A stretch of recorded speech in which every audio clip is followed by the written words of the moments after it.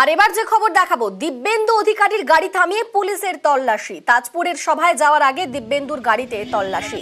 কাঁথির Digha bypass রোডের ঘটনা, সেখানেই দিব্যেন্দু অধিকারীর গাড়ি থামিয়ে তল্লাশি চালায় পুলিশ। আমাদের সঙ্গে রয়েছেন প্রতিনিধি সুজিত। সুজিত, সেই তল্লাশি থেকে কি কিছু উদ্ধার হলো? না, কোনো কিছু উদ্ধার হয়নি, কোনো কিছু সেভাবে পাওয়া যায়নি বলে যেটা পুলিশ ও প্রশাসন সূত্রে জানানো হয়েছে। এবং যে ঘটনা সেটা হলো গিয়ে দিব্যেন্দু অধিকারী বিজেপির এক নির্বাচনী সভায় যোগ দিতে যাচ্ছিলেন। সে সময়ই কাঁথি বাইপাসে, যে দীঘা বাইপাস রয়েছে সেখানেই তল্লাশি চলছিল। সে সময় দিব্যেন্দু অধিকারীরও গাড়ি দাঁড় করিয়ে তল্লাশি করা হয় এবং সেই তল্লাশি নির্বাচন বিধি মেনেই এবং নির্বাচনী নিয়ম মেনেই করা হয়েছে বলে মহকুমা প্রশাসন জানিয়েছেন। এবং এই যে তল্লাশি সেটাকে ভালো মনেই নিয়েছেন দিব্যেন্দু অধিকারী, শুভেন্দুর ভাই।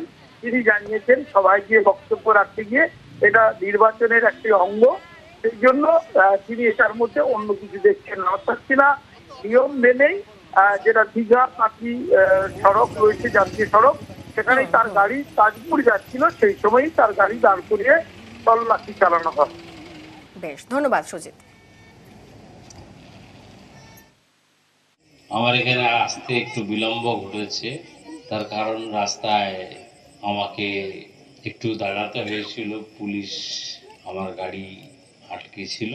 নির্বাচন কমিশনারের যে বিধি আছে নাকা চেকিং এর জন্য, সেটা তাদের কাজ, তারা করবে। এটা কোনো আপত্তিজনক কাজ বলে আমি মনে করি।